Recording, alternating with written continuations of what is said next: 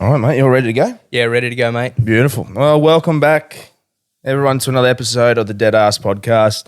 I'm your host, Bryzy, where we capture eulogies and share stories.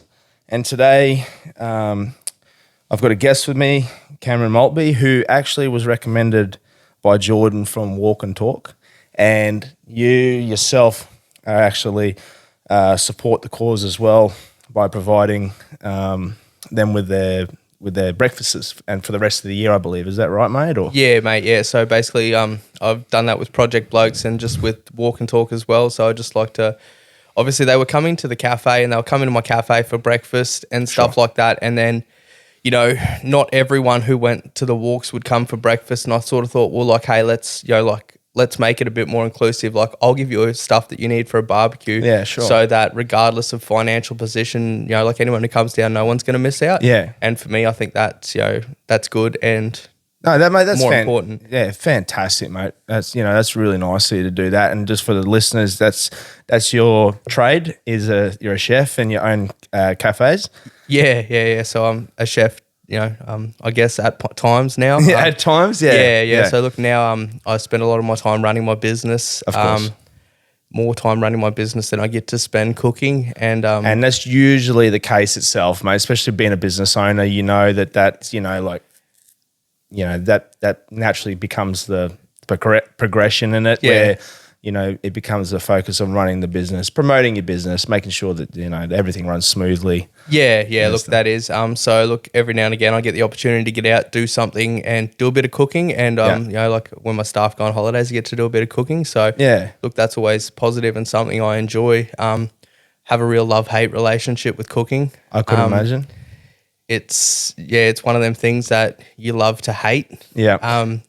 And I could understand too, like, you know, and it's probably be a nice way to look at it in the sense of being able to do it randomly, like you said, now, because, you know, like I guess anything, like it'd be pain in the ass having to cook all day and then go home and you got to cook for yourself. Or, you know, like I know it's about cliche, but it sounds about right. You know? Look, I don't cook at home. Like, basically, look, if the choice is between cooking and not eating, like, I'm not eating, man. Like, hey, look, you know, like it's just how it is. Like people expect you to have this, like, you know, like come home and cook intricate meals and stuff like that. But you don't. Like, you know, mechanics always have the dodgiest cars. It's just, you know, like it's cliche. It is what it is. Yeah. So no, it makes sense, mate. Like I'll give you a perfect example. Being a funeral director for 20 years, mate. Yeah. Like I. You know, over the years, you know, I'm used to wearing a suit. So every day it was a suit, you know, crisp, clean suit, nice shoes, you know, hair slicked back, all the bits and pieces. Yeah. Come Saturday, mate, I'm wearing clothes from Vinnie's and I'm wearing thongs and my hair's all over the place because I just can't be fucked. It makes sense. Hey, look, you know, like, and that's what I feel like with food. Like at times, I don't like going out to eat out. Sure. Because I analyze things. Oh, I suppose you would, wouldn't you? And it just eating, it tastes like work to me, if that makes sense. Yeah, I know what you're saying. Yeah, it just tastes like work, and like you just sit there and you're like, and you're probably criticizing it, and you're judging. Oh, but it could be a pleasant experience. Look, it can be a pleasant experience, but look, what annoys me most is like I'll go out and like people say, oh, homemade this, homemade that, and like. I can taste every shortcut that people take. You can, like, you know, it's something you don't realize, but you can taste the shortcuts and like you can take one look at thing, you're like, oh, they did this. Yeah. You know, like, oh, they pre-cooked this, like, you know. Yeah, sure. And so, look, you know, like you can see every shortcut. You can see like if they've cooked the chips, let them sit, then just like quickly cook them again. You can see it. You can taste it. You can, you know, like it just tastes like, you know, it's like sometimes it tastes like lies. Yes. It's like lies. Yeah. And I'm like, you know, so like, and that's largely it, you know, like you're like, oh, this fucking tastes like lies, you know, like deception, you know, like betrayal. Yeah. So some lies with your fries. Yeah. So like that's you know, it's funny, but it is how it is. So look, but there is nothing I enjoy more than going somewhere and I do enjoy having good service, sitting down and just really enjoying true, authentic food. So that's good, mate. And especially out of town, like I find in town, like people look at me funny when I go to eat out. Like I go to cafes, like I go to cafe. I don't want to go sit at my cafe because people can ask me questions. So if I come to sit at your cafe, like I'm not there to steal from you. I'm not there to look at your menu. Like, I could not care less. But, you know, like, I'm just there to enjoy a cafe in the same way all your other customers are. Of course. You know, like, and if I look at your menu, I'm looking at your menu to say, hey, maybe I want to eat something. You're just being a fan. Yeah. Look, and that's the hard part too, is, you know, that sort of aspect of it. Where, of course it would be, yeah. You know, and it'd be like me attending a funeral from another funeral home, and then but being there for the purpose of just attending and you know, but they're probably sitting there going, they're going to be sitting there criticizing them and judging them how they're going to conduct the funeral service. Look, and look, I think that the way I view business, I don't view business like, especially within the hospitality industry, the same way other people do. Like, I try not to view other people as competition. Like, currently there are other cafes in town who have my equipment because theirs broke. Oh, okay, and like, rather than them not being able to do it or being short of, you know, not being able to operate, I'm like, well, here, come take my equipment. Like, I've got spares. You know, like, I'll give you this.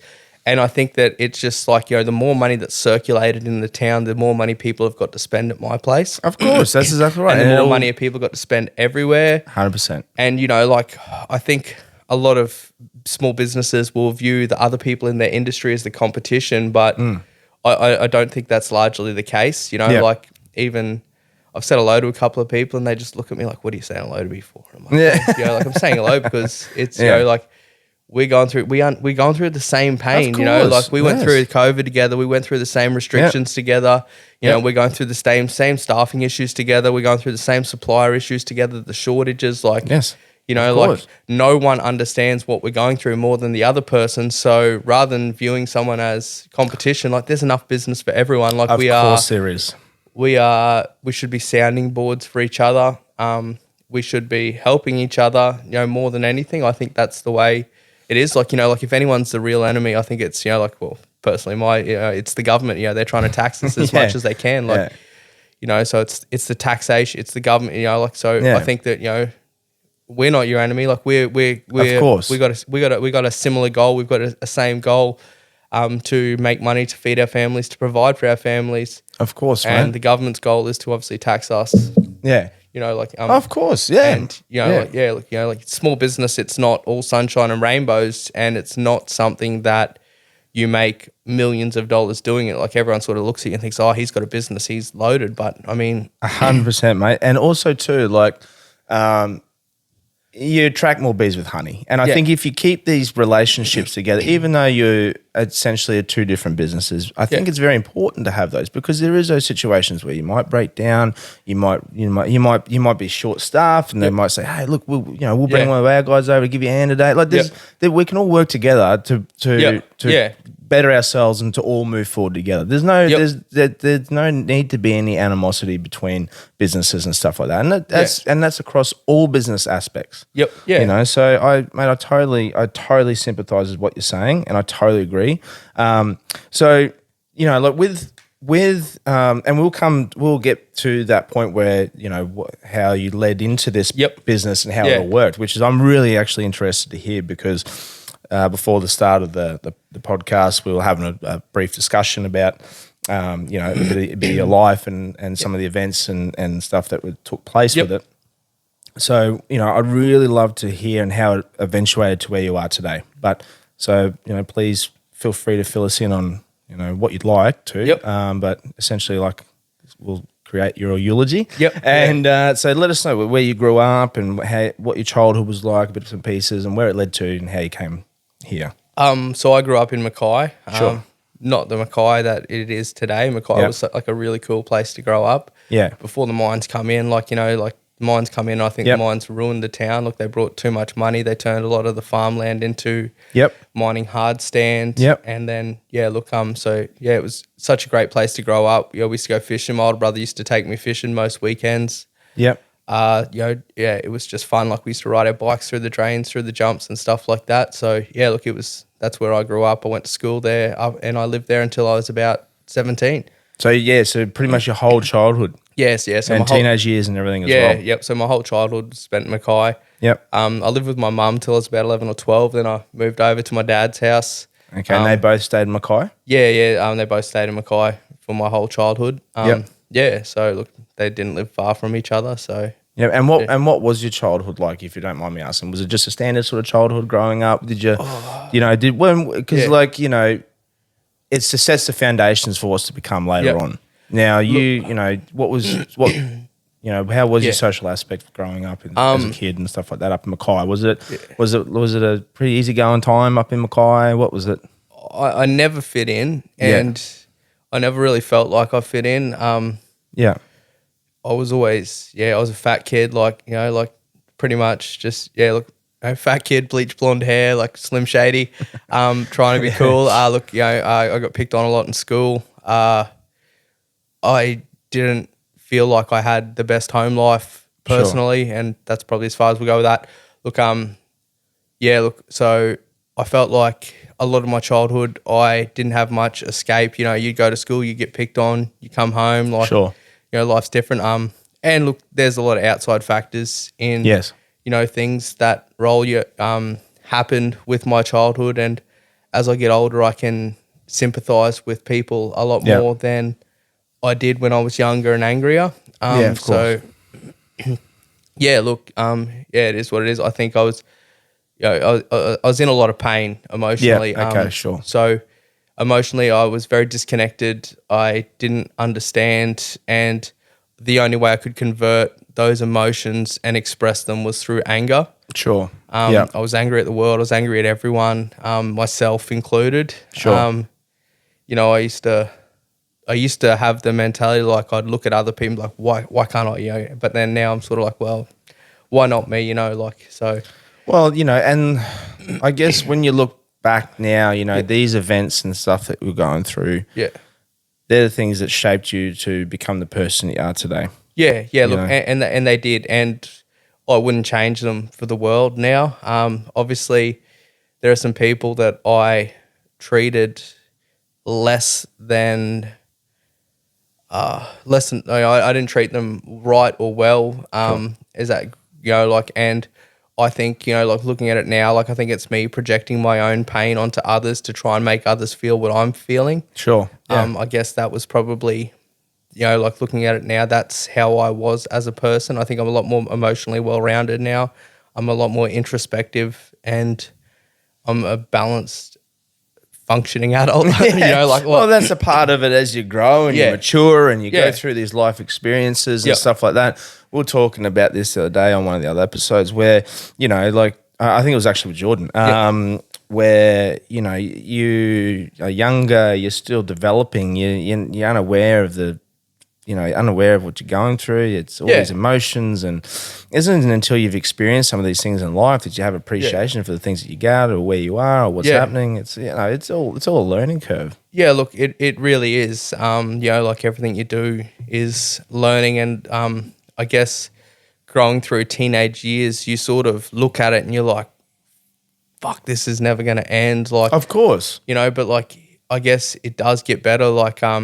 Sort of when I was young, I always, even from a young age, I was hated the world, and I hated existence. So when I think I was about 10, I learned from my grandfather how to tie a noose, and at 10 I hung myself from the bunk beds, and my parents came in when I was screaming, and I was obviously dangling there, and for me I'd written a little note, I'd put it in my drawers, and that was it. Pretty much. So for as long as I can remember, I growing up just wanted to die. Yeah, sure. That was my existence. Yeah, and, sure. I projected that through hate and through anger, and I believe it was the only emotion I knew how to express and control. And what was it like at school? The same scenario, was it? It's did you once you left school, did you still have that same sort of emotions and everything, even in your late teens? Yeah. So look, going through school, I looking back now, I was a weird kid. Sure. I was definitely weird. I'm a bit different to I have a really good memory. And people would think I'm oh, you said this, and people would think I'm stalking them, but I'm no, I just remember everything. Even now, it's like with number plates. Like me and my wife will be driving, and I'm like, oh, that person lives there, and like, how do you know? I'm like, I remember that. Like, I just remember number plates. Like, I have a really good association with number plates, phone numbers, and things like that. So, I guess like that. I like Pokemon a lot. As a fat kid listening to Slim Shady wearing like Wu-Tang shirts and stuff like that. So look, I am knocking the Wu-Tang shirts, bro. I like what like that. That's sick. So look, like looking back now, that's who I was. So look, I can now understand why the way I was did not allow me to be a more popular person. Yeah, sure. But I did have friends though. Look, I did have friends, and like look, there are people who are nice to you and stuff like that. So look, it was pretty cool. Oh, that's good. And now you were saying like so did you go straight into like a chef apprenticeship or something when you left school, or was that something you did later on? No, so look, truth be told, look, ever since I was about 10, like I watched this episode of Jamie Oliver Naked Chef, and I was like, nice. I was like, I want to cook, like I want to cook food, like that's what I want to do, Well, it's funny, like I remember when like Jamie Oliver was still sort of like indie, and he was like a bit. Well, it was on the ABC when was it ABC? He was still on the ABC, and like I was watching the ABC, and I seen Jamie Oliver, and I'm like, fuck yeah, like, because he was a bit more. He was a bit like he was radical and like different, and it was like this guy's like cool and collective, and like this wasn't your typical chef, and like it was really rad to watch. Yeah, look, and it was, and just like seeing other people's passion for food, and like obviously being a fat kid, I had a passion for food too, So look, I guess that that passion for food translated to me wanting to learn how to cook food, and I guess that was something I always wanted to do. Sure. Oh, good on you, mate. Yeah, no, and so did you do? And it was all up in Mackay. Did all the training? Look, so I started an apprenticeship up in Mackay. Bounced around a few places, didn't finish it. Still have a really good. The very first guy I started with, I have a really good relationship with him. Me and him are still friends. We still talk regularly. He obviously left where I was working for reasons. Yeah, so that was sort of for me. That was hard, and I never really got to work back with him. But that's life. Sort of bounced around a few places. Didn't really fit in, and then had some issues. Left Mackay.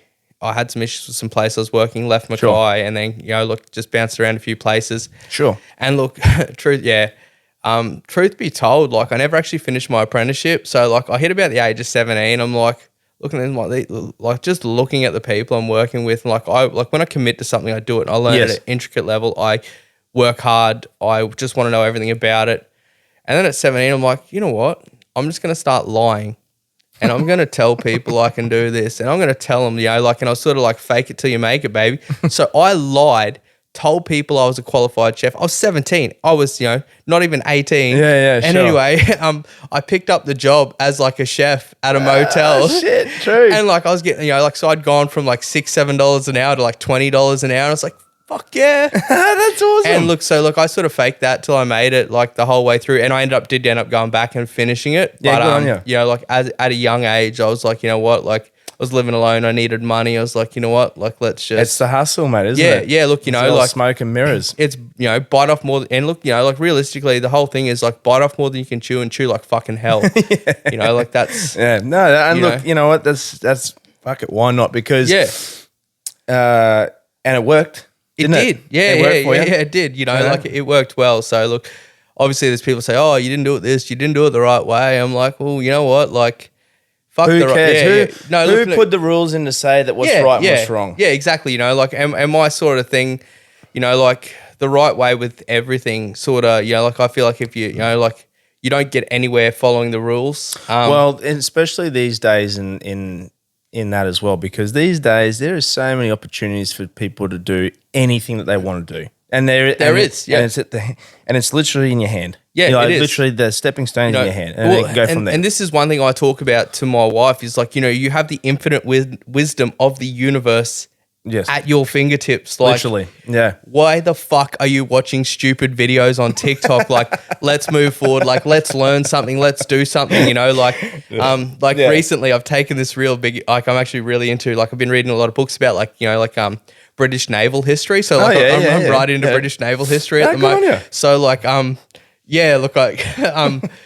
Yeah, like I'm really, you know, like it fascinates me, and I get caught up in this world of like where it's like learning about things. I'm like, because you've got like the infinite like wisdom of the universe. Like essentially, as people now, we are cyborgs. So like, you know, like with the phone there, like we're a cyborg. Like we have the access to everything. We can download and upload.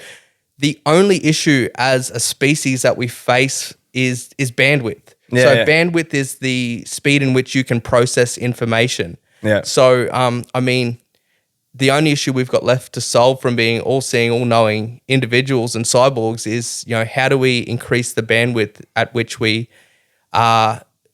digest information? Yeah. And for me, I think I've got a little bit of a hack with that. So like I've conditioned myself to listening to podcasts and audiobooks at 1.5 times speed. Oh, okay. So you're trying to speed it up. Yeah. So I'm increasing bandwidth. So like my whole thing is like, look, like, you know, like if I can get through a 3 hour chapter of this book in 2 hours. Yeah, sure. Well, then I've hacked an hour of life, you know, like I've increased my bandwidth, and, you know, like if I can train myself to absorb that information quickly, then that's even better. Yeah, that's a good way to look at it. You know, like I'm, and then obviously there are limitations to that bandwidth absorption. So for me, you know, like and this is one thing, you know, like Elon Musk talks about is how to increase human bandwidth, and that's what he's looking at with Neuralink.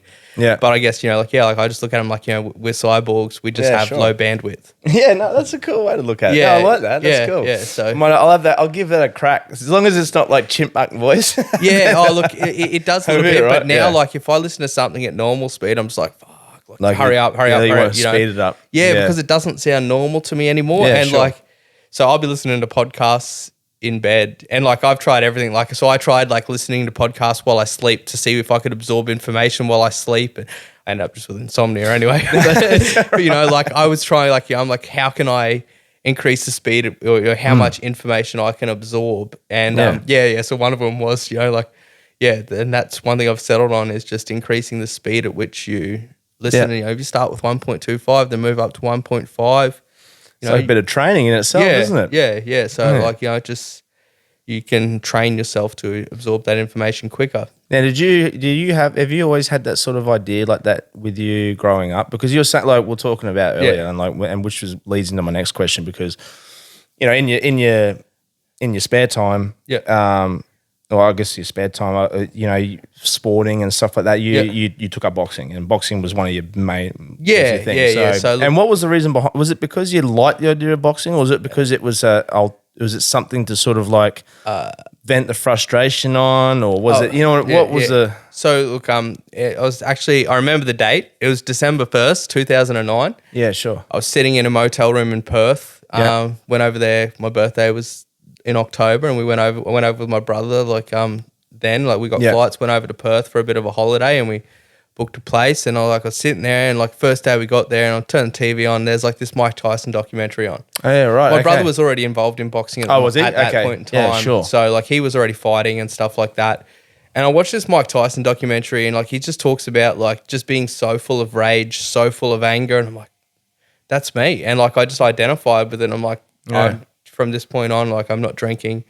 I'm going to focus my whole life solely on this. Yeah. And, you know, looking at it now, I think it had, you know, one of the most positive it was probably the most positively impactful thing on my life. Yeah, sure.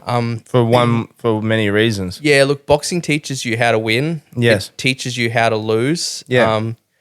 So it teaches you how to do your best and still lose. Like sometimes you can do the very best you can ever do and you'll still lose. Mm-hmm. So boxing teaches you that. It teaches you hard work, dedication.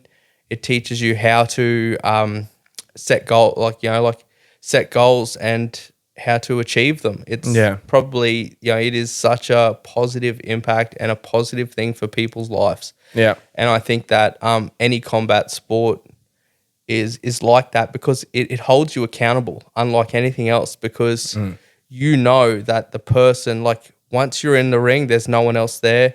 Sure. Once you're in there, it's going to show what you did in the weeks prior to that. There's no excuses. There's no lie. You know, there's nothing but you. So it's full accountability. Boxing is. Yeah. And I think that a lot of the principles from that have led through to how I run my business and the discipline I take to every other aspect of my life. Yeah, no, good on you, mate. And how?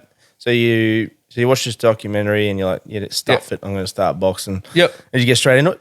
Yeah, I did. Yeah, so that day I was there to holiday and get drunk for the whole 2 week or 2 weeks or however long we were there for, and I didn't drink the whole time. Wow. Yeah. Good So on you. I stopped. Yeah, that's unreal. And that was it. I was like, no, I'm done. Like, it was like, this massive moment in my life where I was like, shit. like I'd done a bit of boxercise and stuff with my brother and that, like, and as I said, like he was competing and and from there I was like, that's it. I'm on. This is me now. So, and I gave it my best. And how long did you do it for? I did it for a few years. Yeah. So I ended up having like 30 fights. I did it for quite a few years. Yeah.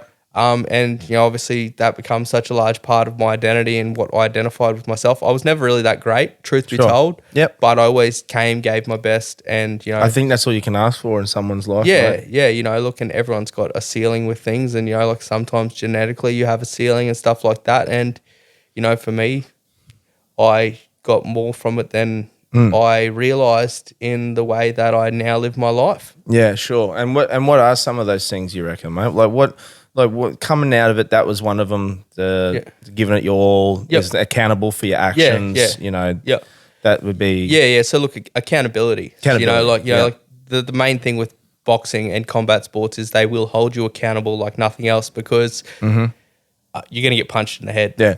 And so were you using that in a moving forward in your life aspect, or was it your work side of things as well? So probably in my work side of things, I use it more than anything. Sure. Yep. Yeah, look, it's... in the businesses and stuff like that. Yeah. Yep, because the same thing, really. The business can only succeed as far as you're willing to push it yourself. Yeah. Look, I mean, it does organically move forward and stuff like that, but you still got to put the foundations. Yep. You still got to put the work in to do it. Yeah, exactly.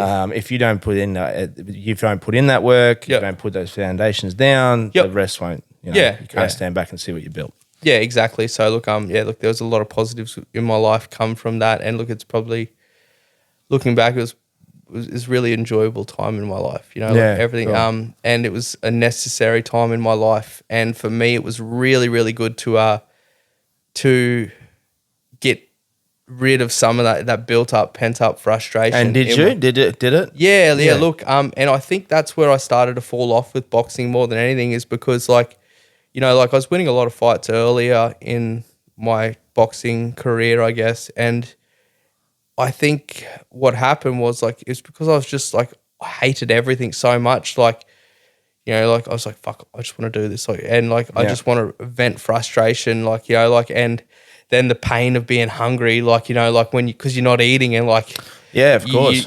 And that becomes enjoyable because you're like, I'm a fucking scumbag. So I deserve this. Yeah. And that was sort of, you sit there and it become, and then. Well, I mean, it depends. It'd be interesting. What was your fighting weight? So my fighting weight was, I like to fight at 75 kilos. Yes.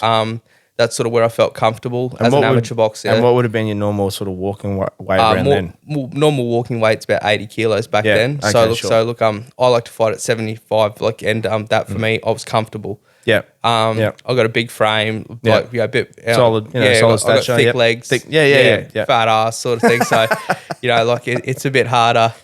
Sure. It was a bit harder for me. But look, back then, everyone was just everyone thought that the way to win was to lose more weight. But, so there was very little about strength and conditioning in boxing. Yep. Anyone thought if you did weights, you were going to gain too much weight and you're gonna be too slow. That was muscle was going to slow you down. But what they don't, that was a myth, yeah. And then, but sports science tells you that's all completely wrong. So look, I was fighting at 75 kilos. There's a couple of interesting weigh-in stories there. Look,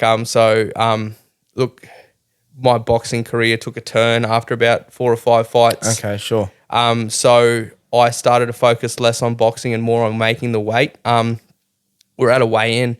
And I was probably about, I think I weighed so different organisations have different weight classes. So 75 kilos was middle weight in the association.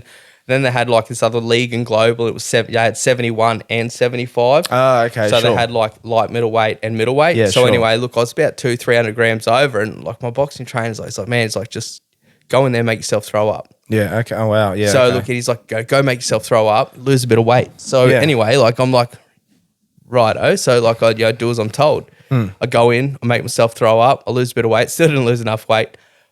But that was a turning point. Yeah, sure. So for me, seeing that I could lose 300 grams or 200 grams by throwing up, I was like, fuck. Yeah. And, like, and then it took over my life. Yeah. Okay. And then like it was at the point where I was turning down eating apples due to the amount of sugar in an apple. Like, wow. And, look, I ended up having like. So it had nothing to do with nutritional value. No. Purely it was purely like gaining weight. Like, do not gain weight. Do not gain weight. Like, and every day, like I'd step on the scales. I could not. I don't know now, but I could not walk past a set of scales without standing on them. And for me, and like and examining myself, and obviously, you should only weigh yourself once a day in the mornings. Like as first thing in the morning, because that's when your weight is the truest. Yes. But so for me, like I started throwing up a lot, forcing myself to throw up. And then like looking back now, like I had a pretty severe eating disorder. Yeah. Sounds like it, mate.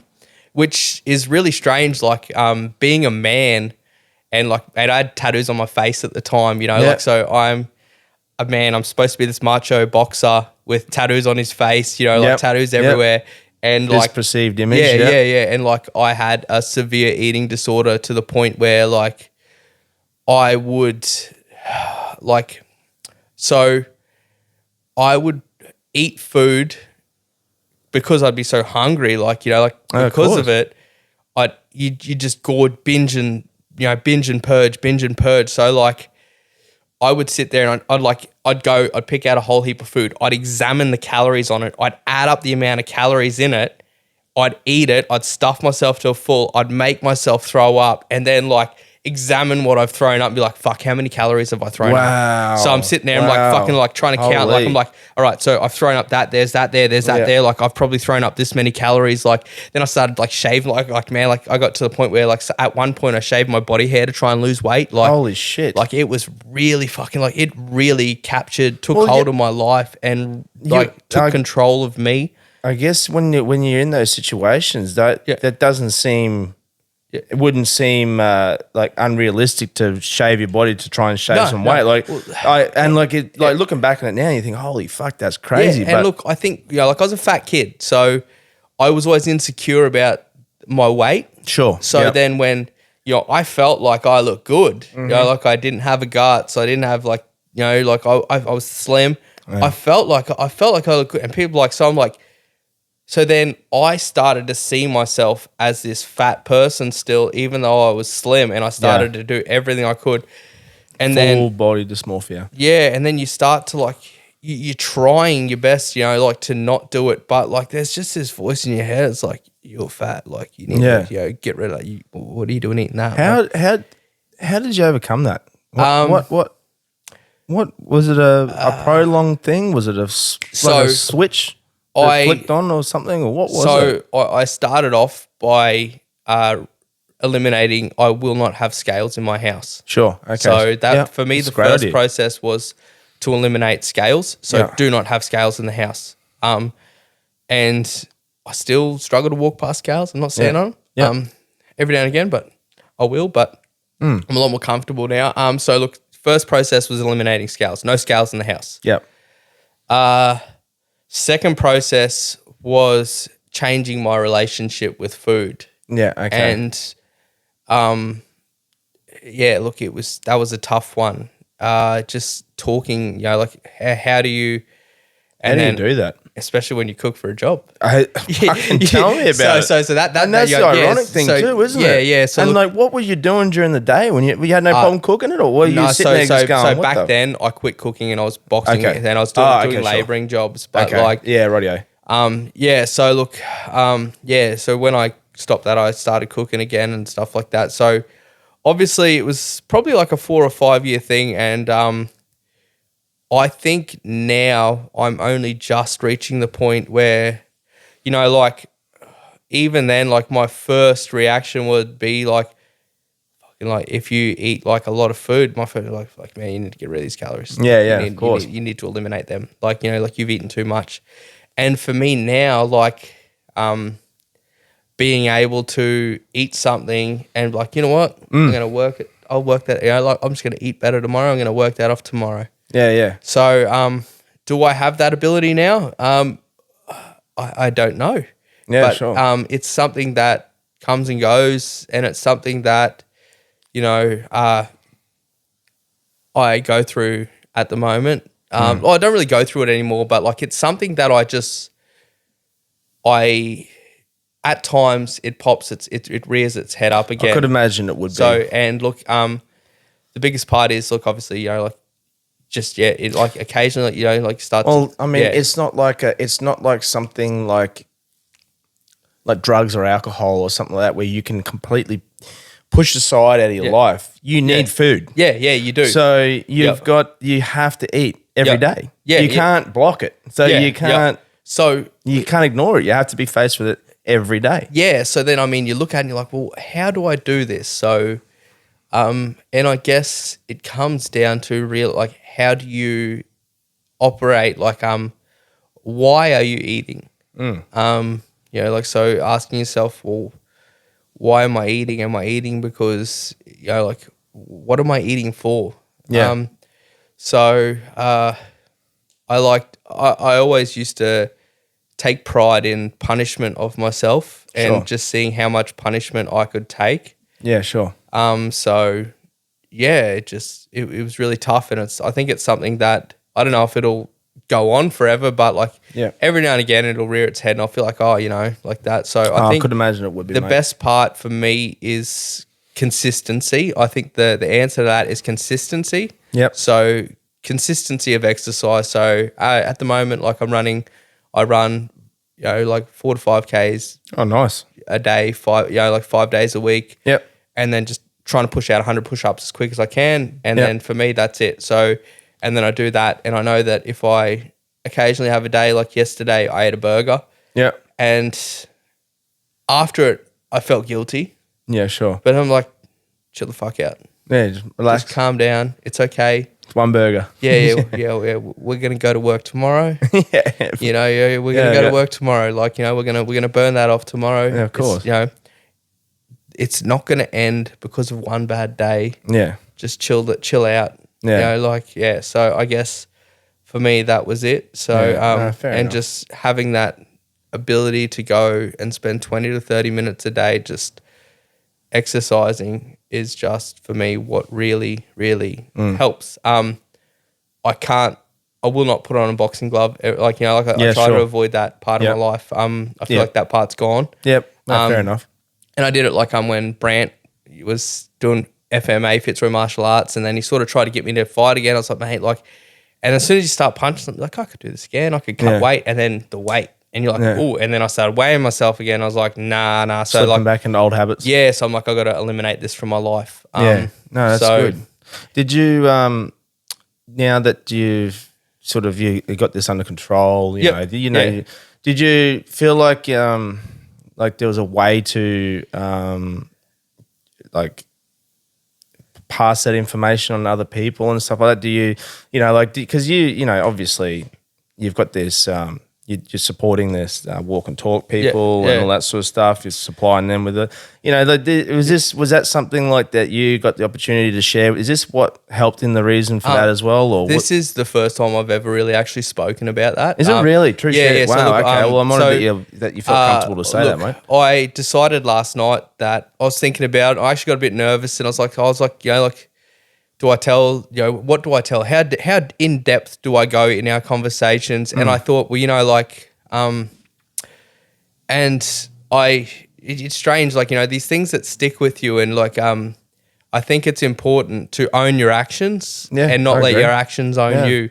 So, it's very wise words. So, for me here I am. And look, I heard this from, I was listening to it was a junkie talk, and sure. he broke, it's funny. I was listening to this podcast, It's called Therapy Gecko. It's a guy dressed up in a gecko suit, and he goes, shit. Yeah, people call him up on YouTube. Really? Yeah, it's really cool. So like Therapy Gecko. Therapy Gecko. So I'll have to have a look at it. he's not a therapist, but like people call him up and they just bring him their problems, and look, so yeah, right. and he's just in like, this guy had just broken out of rehab. He's like, I just left, and he was like, like, and he was the one who said like, it's own your actions. Don't. So let your it was that guy that actually said that. Wow. Yeah, okay. yeah. So I was like, oh, like that's really cool, and that stuck with me. And then I thought, well, and that was only like 3 or 4 days ago. So and like I was like, you know what? And then I think things come up in your life at the right time for you to say things. So of course. For me, like it was sort of that internal battle of, do I, like how truthful am I going to be? And I think, what's the point? If you're not being truthful, then what's the point of the conversation? So that's a good why call. are we even here talking? Like if I'm not going to be truthful with you and I'm not going to be honest with you, like what's the point? Like like as I say, like I've done what I've done. I've actually turned out all right. You know, like I would, from someone on the outside looking in, you don't just judge a person by their wealth, and you don't just judge a person by what they look and how they dress, what they drive. No. It's got nothing to do with the materialistic things. It's more of a case of, you're bubbly, you're a positive person, you're obviously doing well for yourself. If I was to meet you, I would assume that I would never assume that you would had an eating disorder at some point in your life. Like there's all these things that you just don't. So I guess for me, it's just like, well, let's just talk about it. Like, or someone that was very angry at some point. And look, and so if we talk about it, like. I can't be the only person out there doing it, and if we talk about it, it's like, oh, well, like, and if people judge me for it, I'm like, well, you know what I mean? You're a better person for it. And look, and not also that too. It's not just that, sorry. It's, you've just set a precedent for other people, where people can feel like they're comfortable enough to be able to share that some of those personal things that some personal battles that they've gone through in their life, and feel like they don't have to hide behind it. They can be open about it and give the opportunity for other people to do it. So it's a positive thing for everybody as well, being able to share your story and your experiences, so that people can, maybe one day they'll do the same. Yeah, look, and I think that own it. Yeah. So like, I think the big, like a big thing is that, like if you put everything out there and you take full responsibility for it, it eliminates the ability for it to ever have any power or control over you. 100%. So, and for me, that's, like I think I'm ready to take control. And as we talked about, like I've moved forward in my life, and I feel like I'm stepping in a different direction. Like I know when I was younger and I was angry, I didn't treat people the best. Sure. And there was a period in my teenage years, obviously, where I wasn't the best towards women, like mainly like I didn't understand women. Yeah, sure. I would purposely, prior to meeting my now wife, I didn't treat them properly, and like you had it was like it was a self-image situation. And it was just me being looking back, like I was just a scared little boy. I was scared to emotionally open up myself. So when someone opened up to me emotionally, I would not treat them properly. Yeah, sure. I've never had a girlfriend other than my current wife, really. Yep. So and for me, we went into how I got there, and we'll get there. But look, and I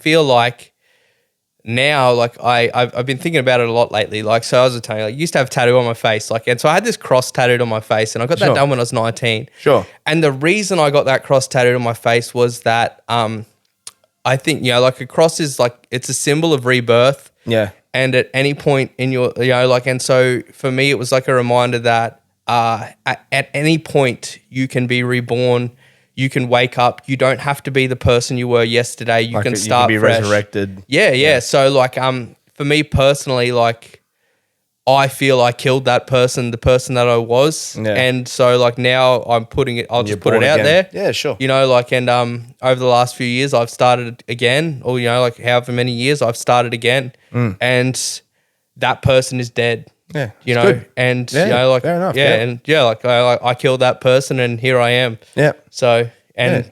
that for me, like, I think the final part of that was getting the tattoo lasered off my face. Yeah, you know, fair like, so I that was a large part of my identity, and I got that lasered off. So now here we are, like, you know, that's like cool. I'm new, I'm Yeah. me. You know, like, don't worry about that person because they're not alive. And then moving forward from that point, Yep. feel like a better person, Yeah. more positive. And I hope I do it again. Like, I hope in 10 years' time, like I have the ability to, you know, like, Well, you go through a different phase of your life again. yeah. Like, I want to be the person who can, you know, just turn and say, I don't want to do this anymore.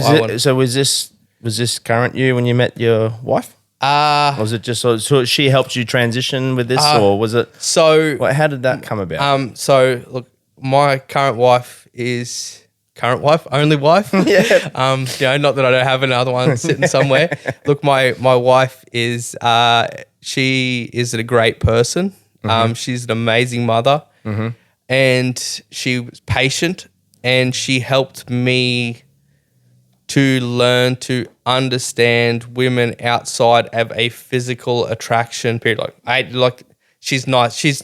I'm not saying she's ugly. Like, No, you're saying that there was more to a person than just a sexual. So look, appearance. Look, you know, like, and I learned that by spending time with her and realizing that, you know, like, you don't have to be, like, it's okay to have emotions. Everyone, you know, you're not a robot. So look, it was just, for me, it was a process. So how I got there was I started abstaining from sex 6 months before I met her. Sure. And I decided, like, yeah, that was it. Like, I'm not gonna sleep with anyone, because I want to change the person I am. Sure. And I want to find someone. Actually, okay. So let's go back. So basically, leading up to Valentine's Day that year, I like, so in like a short period, I slept with like 4 or 5 different women. Okay, yeah, and I asked all of them out on Valentine's Day. Oh, did you? And not one of them replied to me. Okay, so sort of a bit of a kick in the teeth. Yeah. So like, I'm, you know, like, I wasn't.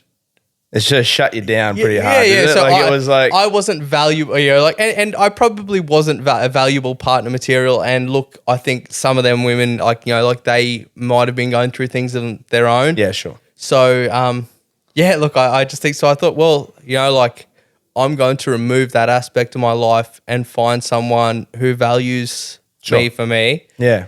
And so anyway, I made this commitment and to myself, and look, that was it. That was it. Yeah, nice, mate. So and then that's eventually what happened. That's how. Yeah. Look, so I met my wife, and look, And ever since it's been. Yeah, we've been together for over 11 years now. Wow, congrats, mate. Yeah, that's great. so look, there's obviously, like, every relationship, there's ups, downs, of course, hardships, but she has been with me since I had nothing. Like, you know, like, same with my wife, mate. Like, I bless her, love her dearly. Yeah, she's been she's the rock. She's been my motivator. Yeah, she's been my confidant. She's been everything. Yeah, and, look, and look, you know, you need that relationship with that person to help progress your life and help you with what you need on your journey. And if you don't have that together, it can be really hard. Yeah, look, so you know, and that's one reason, like, so I think she deserves, you know, like, anything we get, like, it's a team effort. So I'm really look, I'm really happy that I found her. And I think look, it just went from there. Yeah. You know, so you've got the support of your family now. Okay. You've changed the direction in your life. Yep. This is all very positive stuff. Yep. Is that, if you don't mind me asking, is that the reason behind your efforts in helping, like, with Jordan with his walk and talk and stuff and that sort of thing? Is that a part of the reason why you help, or is there other reasons as to why? You know, that because, like, you know, Jordan gave you a shout out, and Jordan actually said to me, he goes, "Look, Brian, you need to you need to have Cameron on. Like he's got some stories to tell, but it's also the fact of, like you're helping out with that, and it really intrigued me actually. And that was partly why I did reach out to you and ask you to come on. So because that's a big commitment that you offered too as well. Look, I don't think it is realistically. Sure. I don't think it's a big commitment. I don't know. So like, it's strange. Like, if you're in I just feel like. Do you feel I like Jordan. So like as a person, I like Jordan. I like the Project Blokes guys, Jed and everyone like that. So look, if I can help them, I'm going to help them because. Is it from personal experiences, mate, or is it your own personal experience, or what you've witnessed or seen? It's not just that; it's about the Rockhampton community because, so I came to Rockhampton. Like when we came here, sure, I literally had $6,000 in the bank. Mm-hmm. I had nothing. So I came here. I quit my job. We moved up here, moved into a rental property. No prospects of owning a home and things like that. And then I got a decent job here, saved up. We bought a house here. Nice. And then obviously the business followed. That's a really funny story how that came about too. I'll tell you that one. But so basically, I love everything that's happened here has been good to me, and everything that's happened to me here, for all the shit people talk about Rockhampton, and for all the shit I talk about Rockhampton, of course. I rag on Rockhampton a bit, but look, for everything here, the community is good to me. The community has supported me. So what kind of person would I be who's got this leg up from the community of Rockhampton if I then don't go back and invest in the community of Rockhampton? And for me, it's about, finding people who I think are doing something that is positive, is not for their own gain, and just trying to offer anything. It doesn't have to be much. I don't offer them much, but I offer them support and I offer them something so that no one gets left out. Yeah. So and for me, that's it's not about. It's about making sure that no one's left out, it's not that, because all the guys get together and they all go out for breakfast at a cafe, and they could come to my cafe and spend $500-$600, which they were every time they come. But then it's like, do I value that $500-$600 more than I value the person who doesn't get to come because they can't afford to? Or, chances are those people, they come in anyway. So, they're going to, they know who I am. They know. So, if they got time, they'll drop in, they'll come in anyway. So it's like, well, I'm going to get that money in the long run. But of course, because that investment you've put into that community, they know that. Yeah. So next time that they might want a coffee, you know what, we'll go down and see Cameron because he does this. We'll go and buy a coffee. Even if they don't, they might tell something. But that's right. Yeah, it does get reinvested. Yeah. Look, and the whole thing with Jordan is we had this conversation. You're not allowed to tell. The whole thing from the start was I didn't want anyone to tell anyone, because I think charity with reciprocation is not charity, it's a transaction. Mm-hmm. So I've always sort of just been quiet about it. I've never sort of done anything or said anything about it, but I recently started telling people. But he said, look, mate, I've got to tell people. But so my thing is if I get something back for it, well, it's not charity. It's like the people are going they'll give a homeless person $10 and take a selfie. I'm like, you're a whore.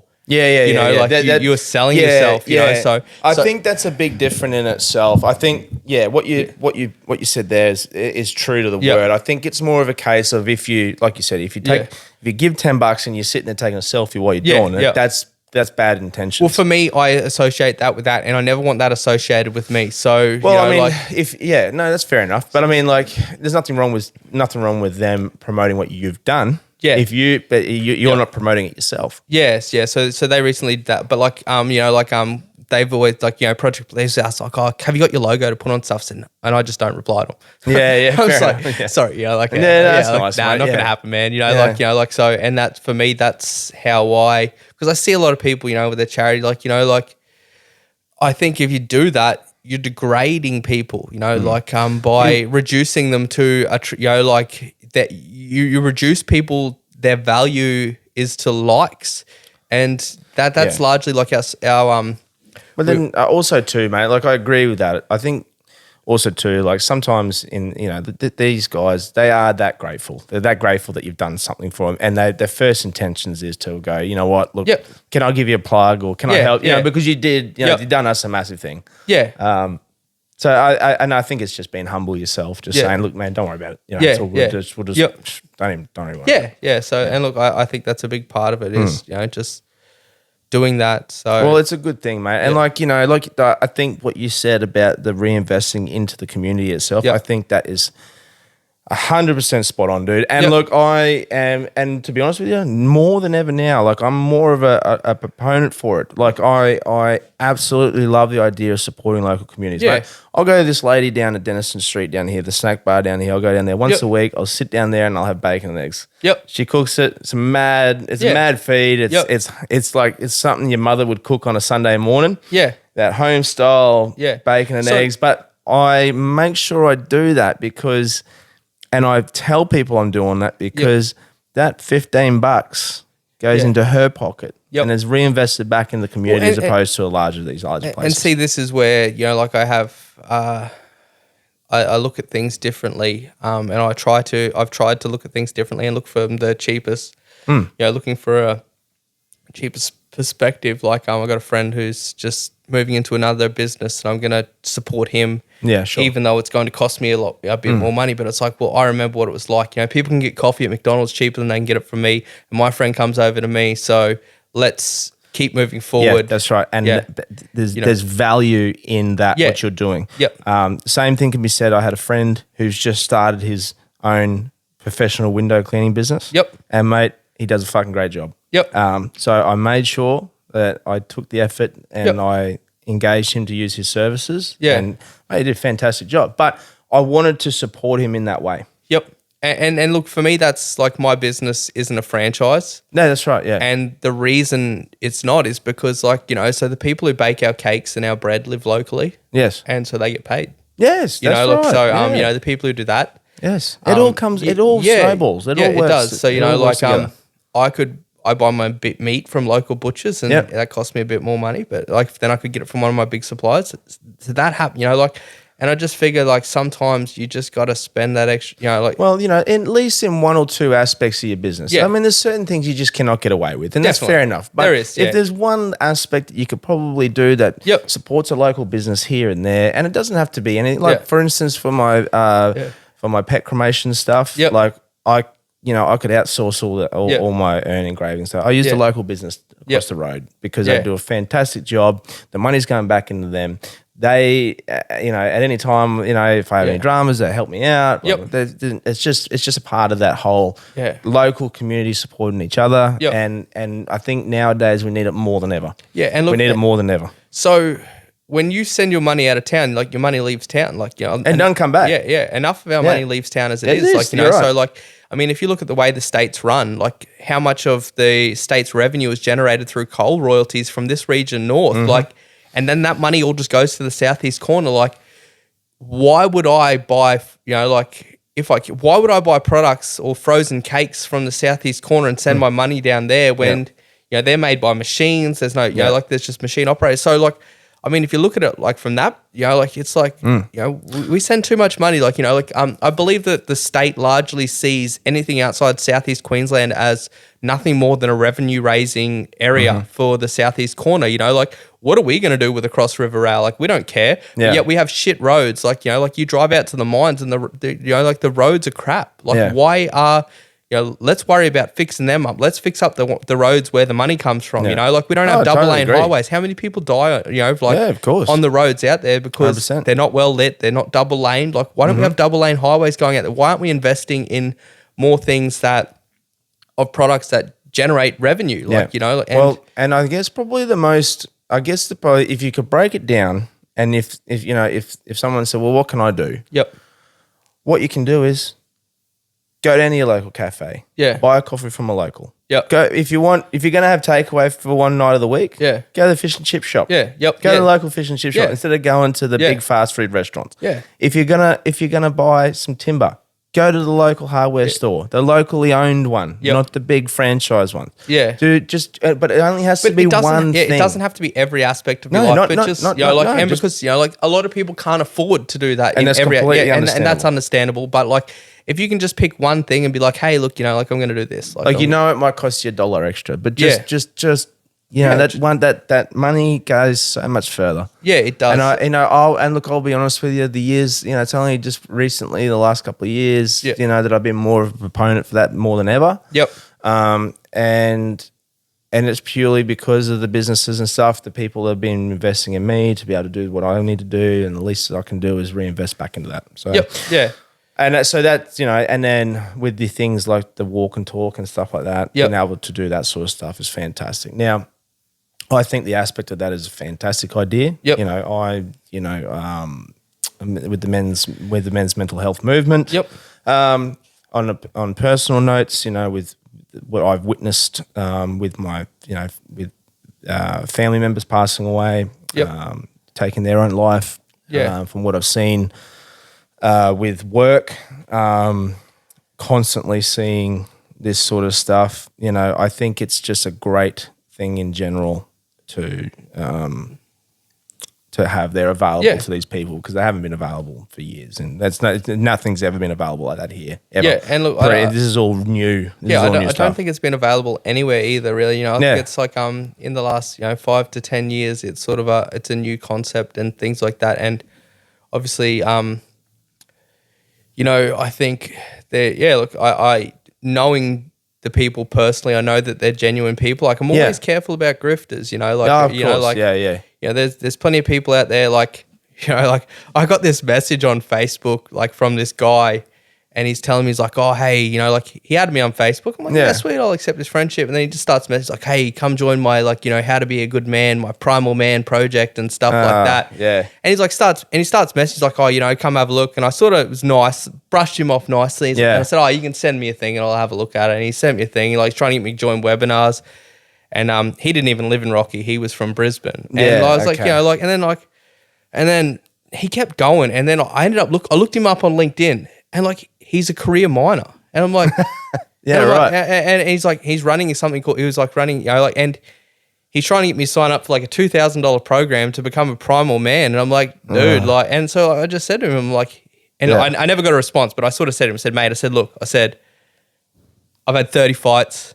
I said, I run a business successfully. You know, like, I've done this, I've done that. I'm married. I have 3 kids. Like, I am, you know, like, what are you doing? Like, you work at BHP. Yeah. Like, you should be asking me how to be a primal man. Like, I hunt my food, I cook it, you know, like, you know, the aspects of being primal. The raw like, you know, aspects like, of being primal. Yeah, like, you know, like, so we go fishing. Like, when I go fishing, like, I take no food. Yeah, you yeah. know, like, a lot of times we'll take no food and we'll go and we'll have to catch something to eat. Yeah, of course. Yeah. So it's sort of like, so I'm like, mate, like, maybe, you know, like, and I just, from the time he first met, I'm like, this guy's a grifter. Like, he's just grifting on men's mental health. Oh, look, you know, I think, you're but exactly that's where, right. so I look at people like Jordan and that, I'm like, well, that person is more serious and more genuine. Like, but, you know, like, you've got this person in Brisbane who's got no knowledge of, you know, hey, like, let me get to know you first. Unfortunately, in any industry where something like this becomes more socially acceptable, you're going to have these groups of people that come through and they're going to try and grift you.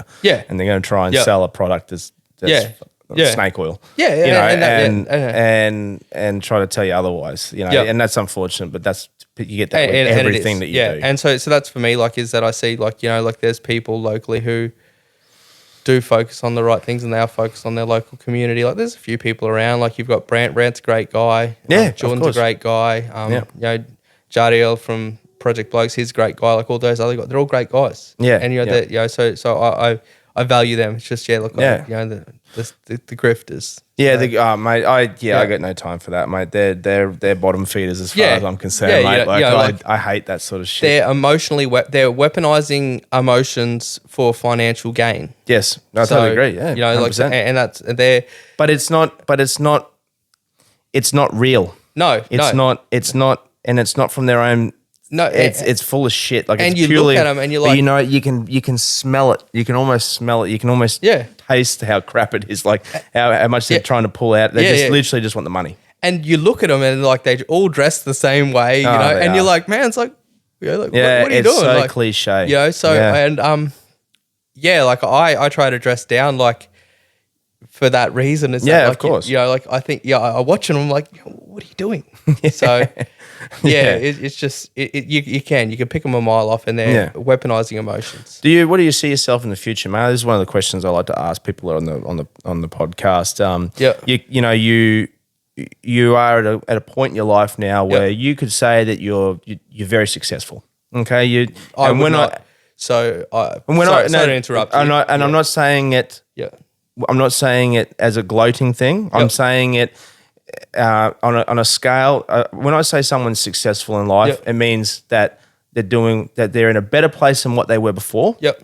They have, they've got their goals set in place. They're in a good spot. And when I say you're in a good spot, that means like that to me that's being successful. And I'm not. It's not. It's got nothing to do with the wealth thing. It's got nothing to do with any other aspects like that. It's just purely being in a better place than what you were. You've progressed. That's moving forward. That's being successful. Yep. So what would you say? I don't know. Look, I look at it, and it's nice. And look. Yeah. Oh, also too. Sorry. Yeah. No, you're right. It's like there's nothing wrong with being humble as well. And so if you told me that's not the right word, that's fine. Yeah. I understand. I don't feel successful. Like I think a lot of people look at me and think like I've got my life in order, but I don't. Yeah. You know, of course, like, yeah. But I mean, there's a scale. It's a scale. Yeah, look, I understand. Look, I think that I've always treated myself like I'm behind. So okay, you know, like I've always been like, and for me, I'm like, oh well, I own one house, I should own two.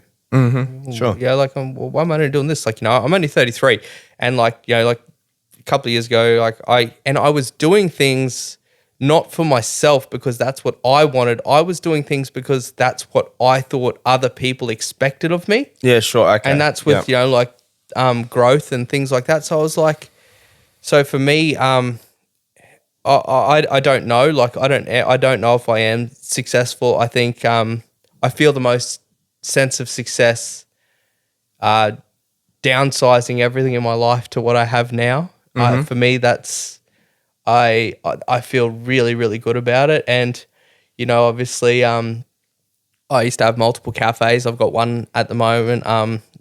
And it's funny because, people think I'm like, so I started spreading rumors that I was going broke. So, I was like, oh, fuck it. I was like, I'll do it. Yeah. How far it goes. Yeah. I know. So, and like, cause I heard it, I'm like, no, I'll do it too. I'm like, so I started, So, who's going broke? Yeah. I like look, for me, the future, I don't know what the future really holds for me, and I don't want to know, essentially. Fair enough.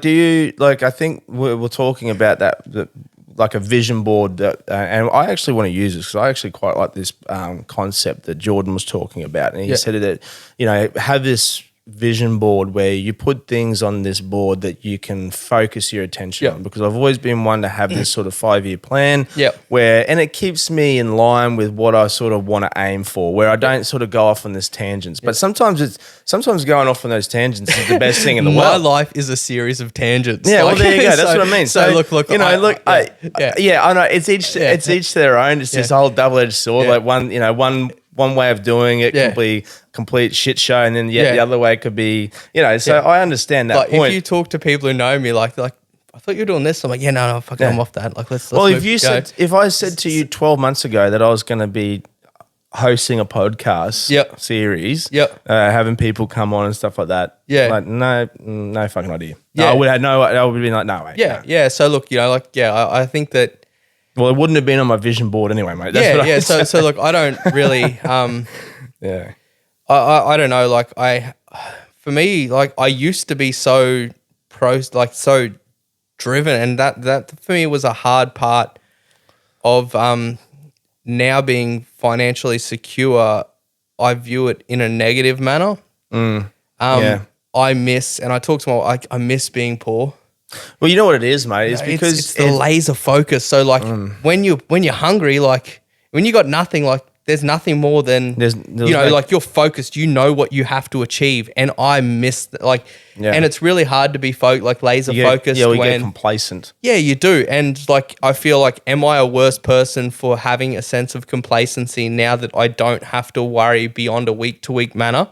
No, I don't think so. I think that's actually a good thing to have. Yeah. When I say, but to a point. Yep. To a point. Only, I think it gives you a chance to appreciate it. Yep. But also, it's not a bad thing to keep a little bit of fuel in that fire, like to, give you a bit of an oomph to want to do better for yourself and to constantly strive a bit more. There's nothing wrong with that at all. Yeah. But also, it's also a good thing to take back and appreciate what you've got, because you don't really appreciate it. Well, you don't appreciate it when you've got nothing. Yeah. You don't know. Yeah. You know what I mean? It's until you actually got it that you can take time to appreciate it. But then if you look at it like, when you get it, it means nothing. Like, so when you get something that you've wanted, like for me personally, like, there's things that I wanted for so long, and then I got them, and I don't feel anything. Mm-hmm. So, I think personally, to me, that's probably a bit more of that's probably not really it's not what you really wanted. In the big picture, because like if I told you, no, I think it's about the process, like the actual process to get to it. Yeah, so I think I've searched for this goal, and then I get the goal, and I'm like, well, this means nothing to me, and then the process of doing it is where so is what you're getting out of it. Yeah, when everything's shit, that's when everything sits truest, and that's one thing I really enjoyed about COVID was seeing who was there and who was, who actually valued me as a person. Yeah. So I think the truest moments in your life are when things are running bad. Yeah. Because that's when you see what people are really like towards you. Yeah, of course. Obviously that COVID period for me was a really, really tough one. Yeah. And there's, a few people there who really, really made it a lot easier. Yeah. And there's some people who made it a lot harder. But for me, just some of the people who, they're not people I speak to every day, but there are some people who I will never forget in this town. If you want to, I don't know, you feel like there's a guy named Mick Baker. He runs the Tucker truck now. He's retired and bought that. Every day during COVID when we were allowed takeaway only and I'm burning money, he came in every day and he would pay $50 for a coffee and a sausage roll every fucking day. Wow. Every day he was there. And then, mate, I packed up, closed up, in tears, lost everything, I'm done. And I went to go talk to someone about being done. They said, look, mate, just go back, just sit there. He said, if you sit there the rest of the day, you take another $100, take $100, take $20, take $50. It's more than you had. Just keep going until I come back. And Mick Baker, shout out to Mick Baker. Yeah, oh mate, yeah.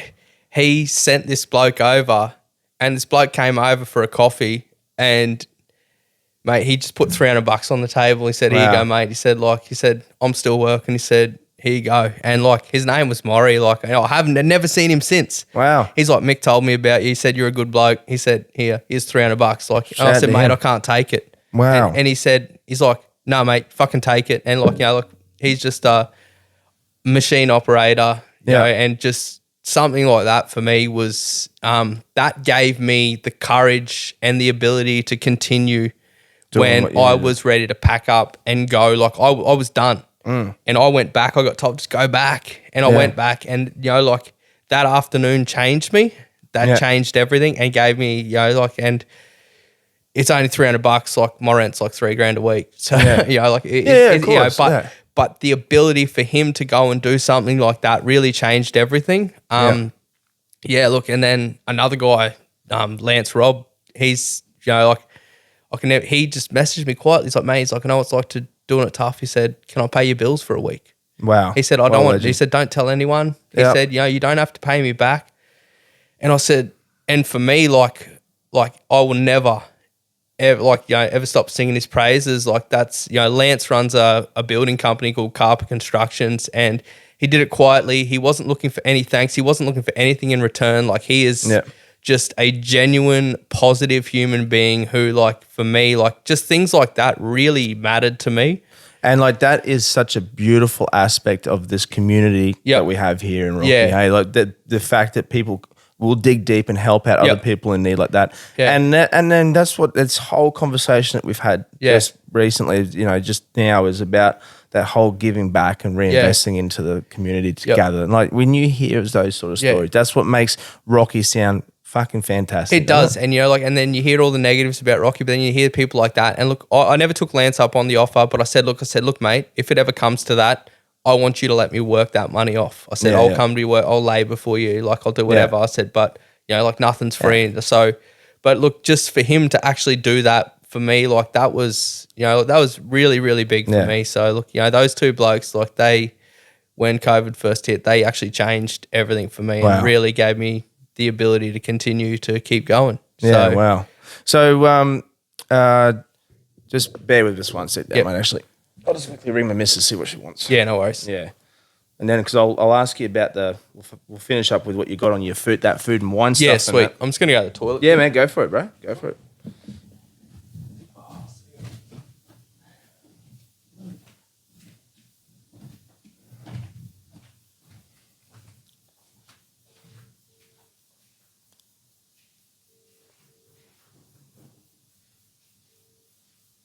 Hey, sweetie, what's happening?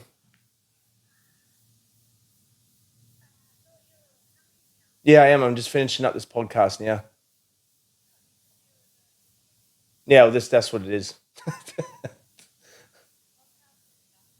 2. This is the second one. Just to get. No. I'm nearly done, and then I'm coming straight over. All right, wait.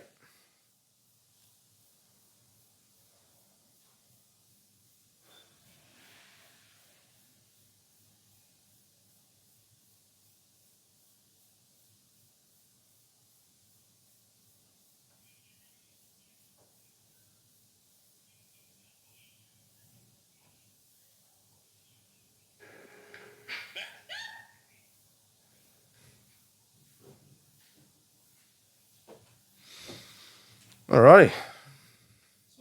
We'll finish up this last part, mate, and then we're all done. That's good, mate. It's fact. Brilliant. Alright, sweet. Let's get into it. Alright, I'm just going to see what this... Yeah, you're all right, mate. It's all good. No dramas.